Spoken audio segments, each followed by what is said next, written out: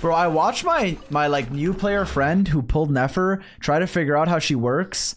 It's like so not intuitive if you don't read the kit. It's actually crazy.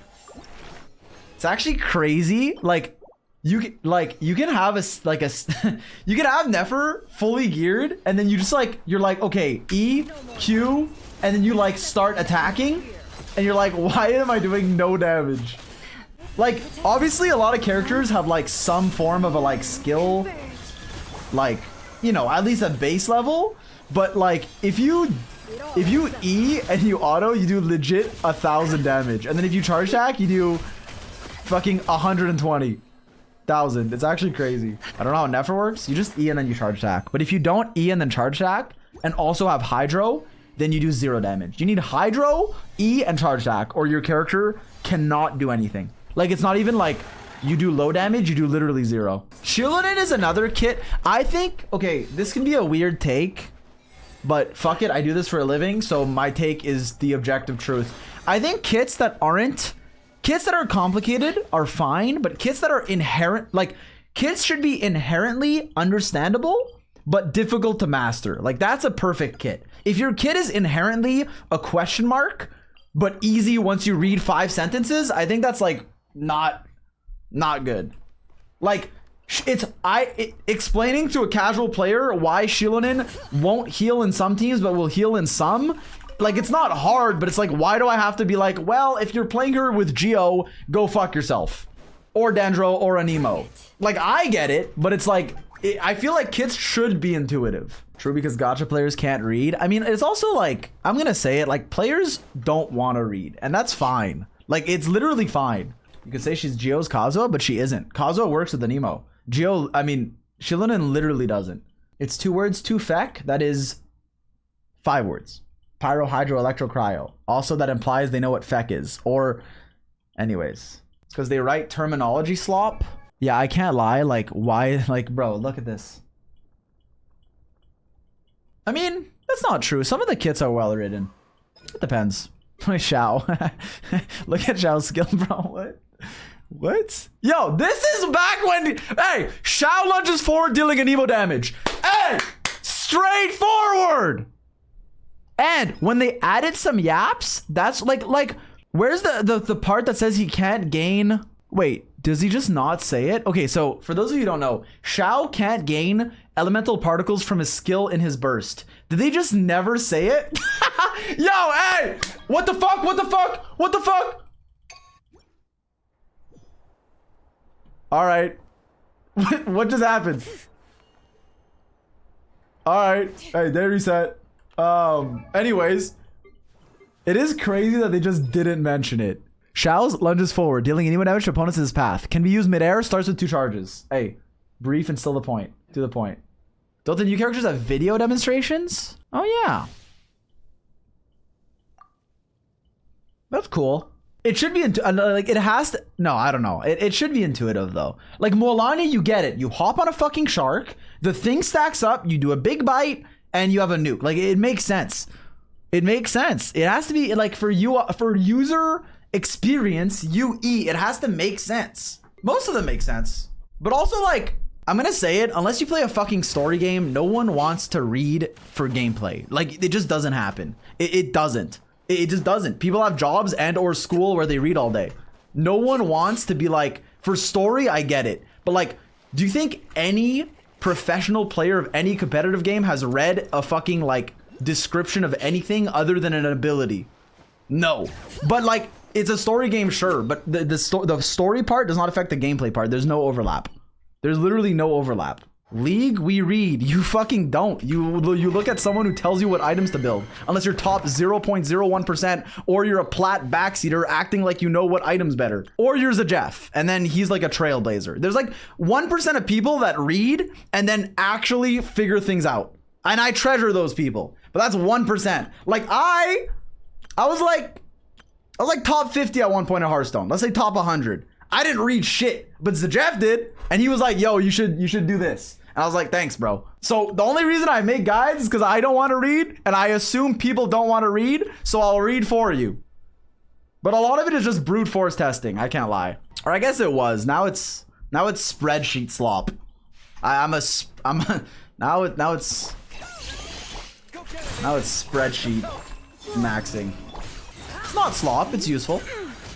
I don't think the word slop was used appropriately there. It's useful. Oh, they showed Nicole's weapon. Yo, low key, I have not read it. Let's explore it together. Angelos is Heptades. Significantly boosts attack while also providing damage and ER. Attacks increased by 12. Okay, yeah, I saw the stat line 741 base attack, which is obviously going to be good for an attack scaler like Nicole. Attack scaler, as in, I think we know her buffs and shit scale with attack. If not, we can assume it. So it's good for that. But like for your account, I don't want a 741 base attack weapon. Like, give me crit or give me like. High base attack isn't bad, but high base attack with attack percent is really good for like, if this was like Bennett, right? Or like even just a character that can use it. Like for any attack character, attack is fine, but like you get a lot of attack buffs. So, and some catalysts scale with like crit or, I mean, scale with HP or EM or whatever the fuck. So for your account, it's kind of weird, but obviously for a buffer like Nicole, it'll be good. Attack is increased by 12%. After the character creates a shield, they gain Pathfinder's Light. Increase your active party member's damage by 10% for every 1,000 attack the equipment character has, up to a maximum of 26%. Additionally, when the equipment character creates a shield, they also will gain energy. Hexerai, when your own Hexerai characters in the party are off-field, they can gain 50% of the damage bonus provided by Pathfinder's Light. I mean, good for buffs. I don't think it's going to be worth the primos compared to Thrilling Tales, Skyward Atlas, even probably Oathsworn Eye, which is comparable to TTDS, but anyways... It's a good, like, it's decent. It's decent. Also, in a lot of teams, ER may not be needed, but yeah, I mean, the buff is nice. Like, I was considering it for, like, Shao, but for Shao, I can just Thrilling Tales. But the problem with a Shao team that's not triple Anemo is that Shao starts needing ER at C0, especially in Stygian. And then you need, like, in Stygian, you may need like fucking 140, and 140 ER on Shao feels really fucking bad. This catalyst doesn't help that, but it lets you like, actually even Fav Nicole lets you kind of, or even like Oathsworn lets you like E and then swap out of her without going to Shao. Like if you Thrilling Tales Nicole in Stygian, you can't like swap to her for energy until you're ready to go. So you kind of need, like, for, I mean, this doesn't matter. No one plays Shao except me. But, like, yeah. Like, okay, just strictly looking at the numbers, like, there's a lot of attack catalysts that are fine. Like, Oathsworn Eye if you need ER. Skyward Atlas for just attack. Even the Fontaine Craftable, the, like, the black catalyst is pretty good. So it doesn't really matter. And then you always have Thrilling, like, catalysts are crazy. You always have Thrilling Tales. You always have Fav. Well, maybe you don't, but if you have Fav, you always have Fav. You always have Prototype Amber. And then offensively, like attack-wise, fucking Flowing Purity, Skyward Atlas, which is standard. Fucking, like, offensively, you have fucking Lost Prayers, which is standard. Widsith. Fucking, the Battle Pass weapons are good. There's more that I can't think of. Like, there's a lot of good fucking catalysts. It's actually crazy. Very, very stacked weapon type. Claymores. Bro, we need a Thrilling Tales Claymore. Deal? Wait, Bennett needs a weapon that's like... No, never mind. I was gonna yab some fucking garbage. Like always. Yeah, nice rage rate, bro. Dude, if we go back to Mondstadt, we should get like either a 5-star Fav line or VV set that can proc off-field. Deal. Or just a buff to VV. It can proc off-field. Deal. Anemo's back. Or Venti passive, he can proc VV off-field. Although... that might not matter that much. Well, I mean... And then you wake up. What's the best set for the Torre? Probably fucking Night Sky, bro. Just put him with Columbina Inefa. 2 new Genshin sets. Okay, so first one is completely fucking broken. Well, it's the same as Scroll, basically, but for Hexerai. It's Hexerai Scroll. But Scroll is broken. But dude, okay. Look at how fucking... Okay.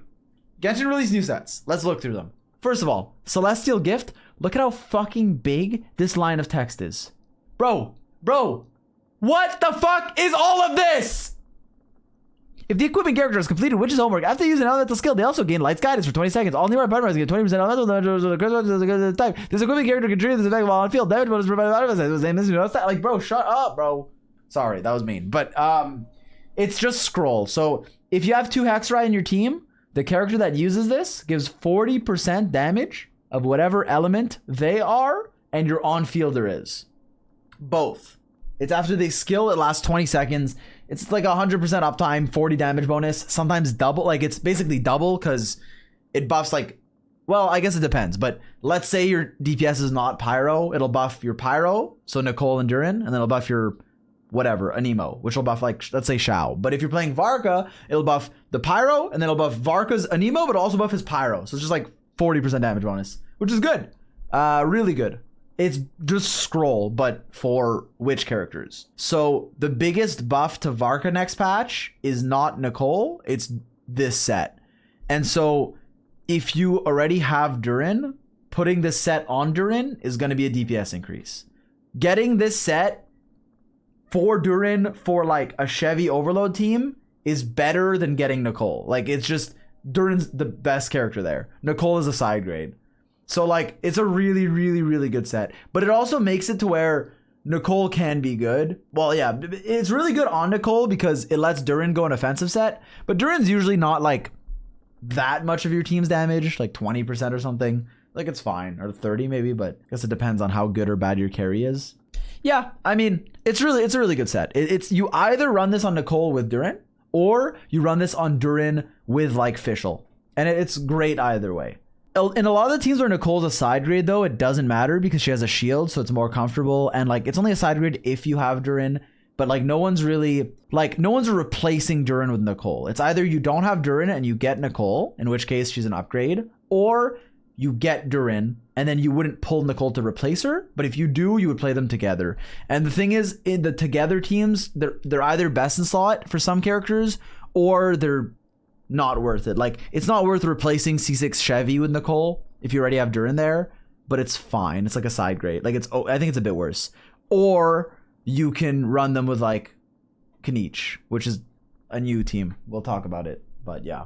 This is good. This is a buff to Durin, and it's also a buff to, like, it's what makes Nicole stronger. It's kind of like scroll for Shilonen. And I like it. I think you'll see in my video, but I think Nicole is going to be a character that's not angrily balanced. Like, it doesn't make me angry. Like, she seems, and so does Durin. Like, Durin, we know, right? We know what Durin does. Durin seems to gain value from this. It's a upscale to a lot of overload teams, random pyro characters like Kniech. I guess, yeah, Mualani can use it. Well, Durin can use it in a Mualani team. Or maybe Mona. I haven't looked into it, but yeah. I mean, with Kniech, you can go deep with Kniech if this is on Nicole, which is pretty cool. Or you could go deep with, like, Albedo and then run this on Durin, which is pretty cool. Mualani Mawika. I feel like Mualani Mawika is fake because if you have Mawika, you're playing a Mawika team. But yeah, you can play with Mawika there. But yeah, this set is fucking broken, but in a good way. I guess saying broken makes it sound like it's not good. It's not like, it's good to have really strong artifact sets. This is another one that makes teams that are otherwise, like, decent more competitive with the disgusting, like, atrocities that are fucking the lunar carries. So it's pretty good. I like that this exists. It also helps, like, weaker carries. Like, any Hexerai wheelchair will get better. Even, like, a Razor team will run this. Well, any Hexerai team. Then there's this one, which makes... Okay... I actually didn't read this one. I knew it was Superconduct, so I stopped reading, but let's read it. Increases Superconduct reaction damage by 80, so 80% more of 0. Completely.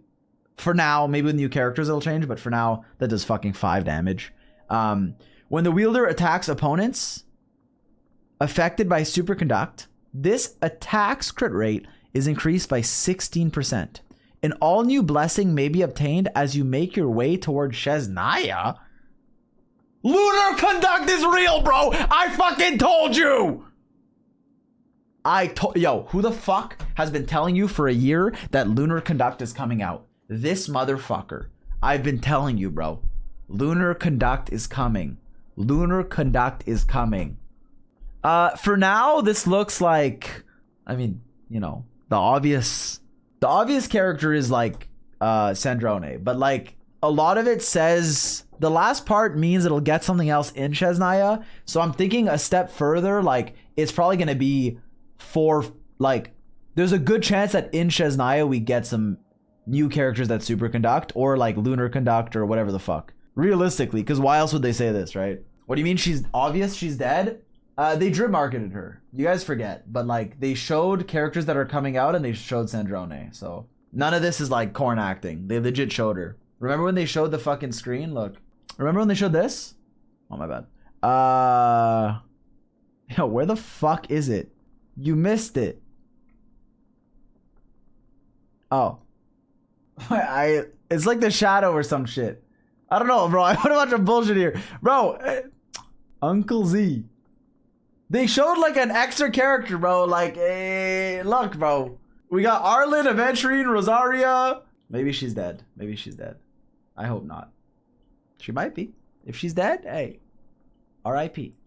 But yeah, it looks like a future set. Like they do a lot of this shit before new versions. Like for Inefa, it was obvious that like she'd get better, and then she did. It's probably gonna be new characters. I legit don't think we can even know now. That's cool though. I mean, Superconduct is probably one of the only completely useless reactions. I mean, there's that, and there's like Shatter. I mean, some reactions are still ass, like Burning, but at least there's like characters that kind of like, you know, Kaniche wants Burning, even though it does no damage.